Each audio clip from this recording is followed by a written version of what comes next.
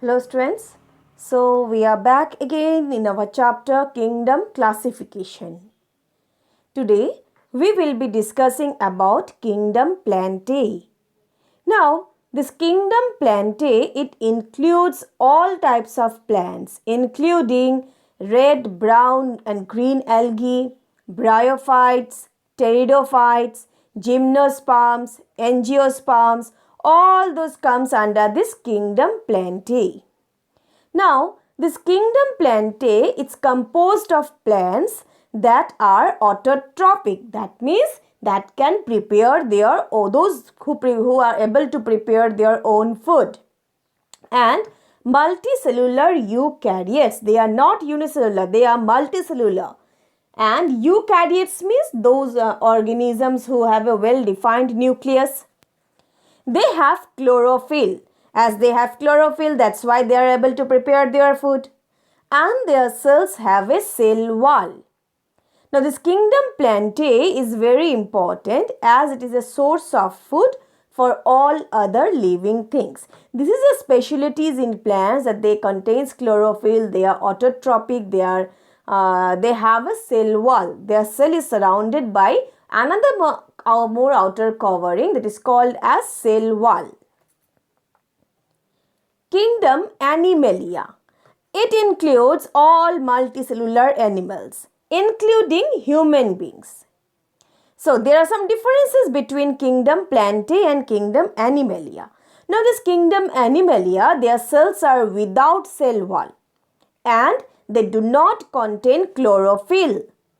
As they do not contain chlorophyll, so they are not able to prepare food, so they are called as heterotrophs. And majority of them shows locomotion. That means they are able to move from one place to another. Now, this Kingdom Animalia is divided or is grouped into two more groups, and they are invertebrates and vertebrates. Actually, this Kingdom Animalia is classified into two broad groups and that are based on the presence or absence of backbone. Backbone is also called as vertebral column. They are divided on the basis of the presence or absence of backbone or vertebral column. They are divided into invertebrates and vertebrates. Now, invertebrates consist of those animals without a backbone. And vertebrates means those animals with a backbone. So, animals with a backbone will be called as vertebrates. Animals without a backbone will be called as invertebrates. So, invertebrates means those animals who lack backbone. That means they do not contain backbone. So, when they do not contain backbone, that means they are delicate and they are soft. And this includes most all types of insects, worms, aquatic animals. And these invertebrates are divided into 8 major phylum. They are Porifera, Coelenterata, Platyhelminths, Nemathelminths, Annelida, Arthropoda, Mollusca, Echinodermata. These are the 8 phylums. Invertebrates are further divided into 8 major phylum or phyla. They are Porifera, Coelenterata, Platyhelminths, Nemathelminths, Annelida, Arthropoda, Mollusca, Echinodermata. So, at first we will be discussing about Porifera. Now, this Porifera means porous animals. Those who contain pores on their body. Now, the poriferans are commonly called as sponges. They are the simplest multicellular organisms mostly found in seawater. So, they are mostly found in seawater, but some of them are also found in fresh water. It means very few are found in fresh water. Body is cylindrical and it's irregular in shape. This is the body of the sponge. The body is cylindrical and body is irregular in shape. They cannot move.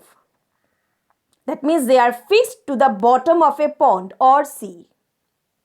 And they have small pores all over their body. You can see in this figure some pores are seen here. They have pores all over their body. And through these pores, water along with oxygen and food enters. They cannot move and they have small pores all over their body. They have a single large pore at the top of their body from where the water comes out. You can see in this picture, they have single large pore. You have seen? Yes, they have a single large pore at the top of their body from where the water comes out. They do not have digestive, circulatory and nervous system. So, cycon, spongilla, these are few examples of poriferans. And this is the picture of cycon. Next, Coelenterata, which is also known as Cnidaria. And that means hollow animals.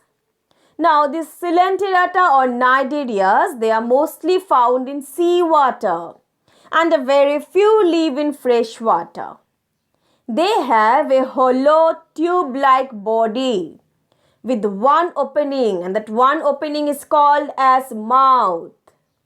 And this mouth, the opening in the body, is surrounded by finger-like structures, and that finger-like structures are called as tentacles.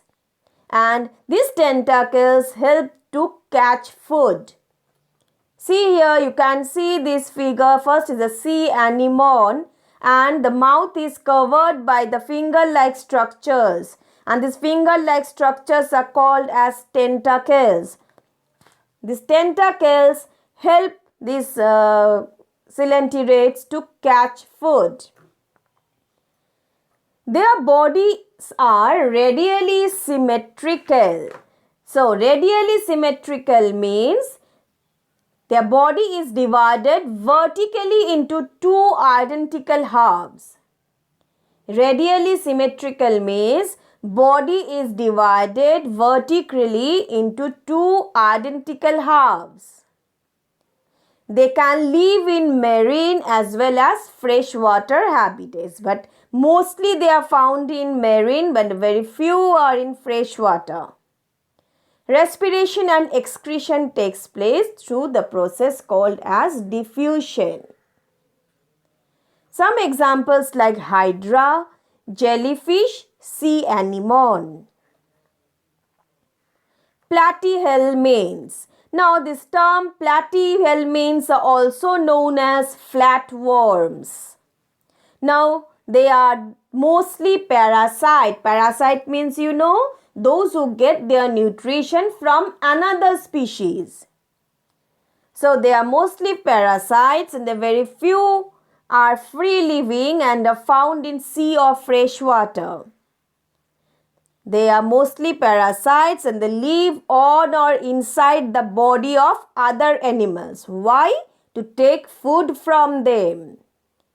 Body is small, soft, flattened and unsegmented.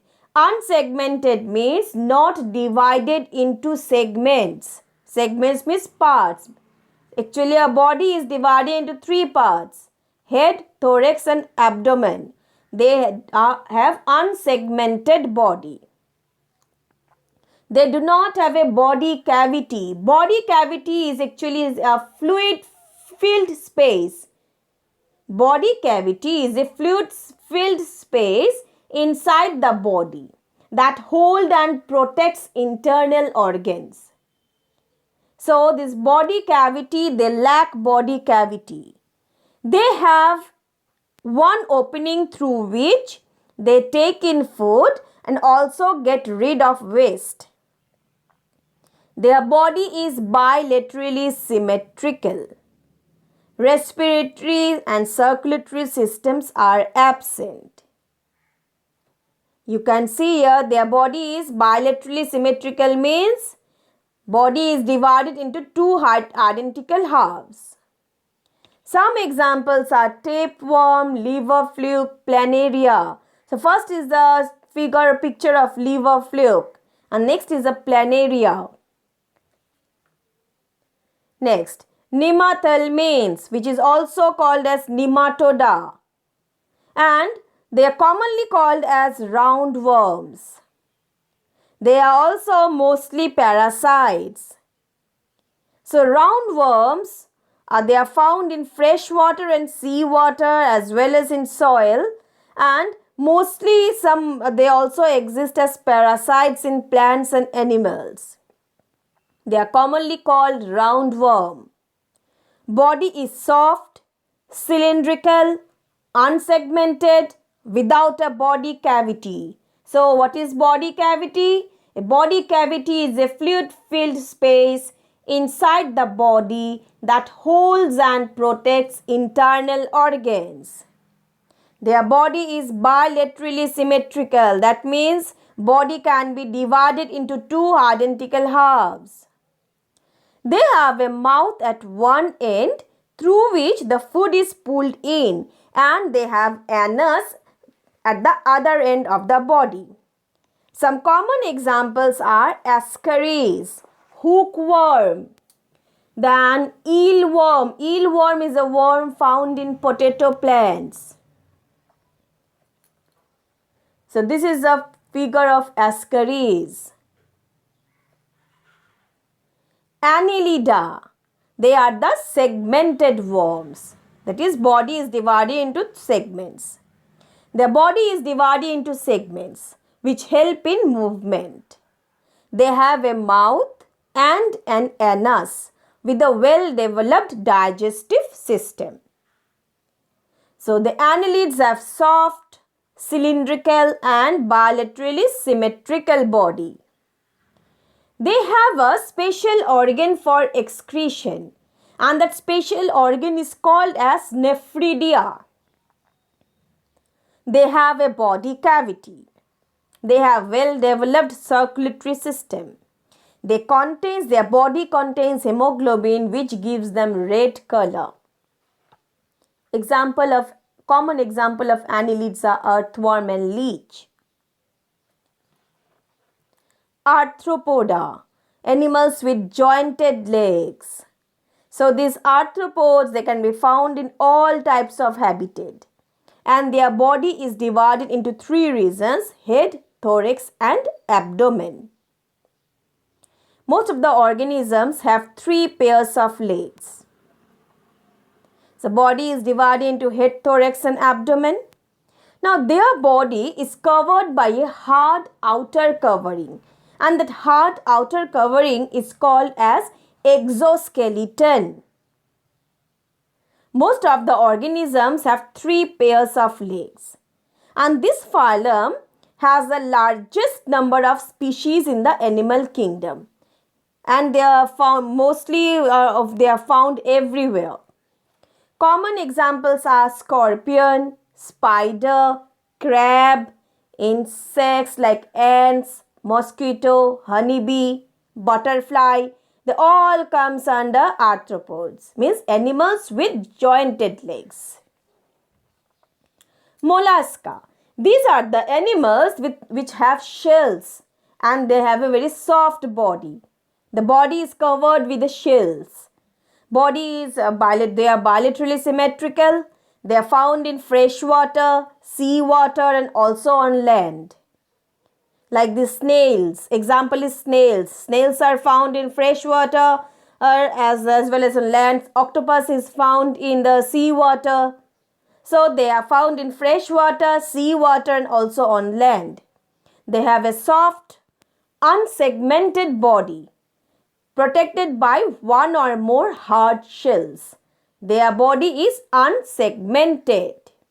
They have a soft muscular foot, and that soft muscular foot helps them in locomotion like snail. Echinodermata. Now, this echinodermata means animals with spiny skin. That means they have spines. Now, they are exclusively marine animals. So, this phylum consists of only marine animals. They are radially symmetrical body. They have sharp spines all over their body. They have a mouth on the lower side and an anus on the upper side. This is quite different from others. They have mouth on the lower side and they have anus on the upper side. They have a large number of tube-like appendages. And this tube-like appendages is also called as tube feet. And this tube feet provide locomotion or help them to move and to capture food.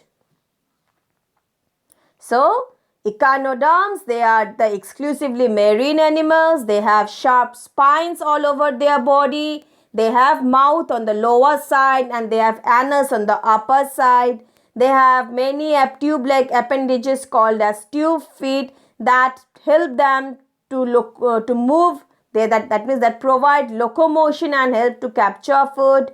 They have mouth on the lower side and anus on the upper side.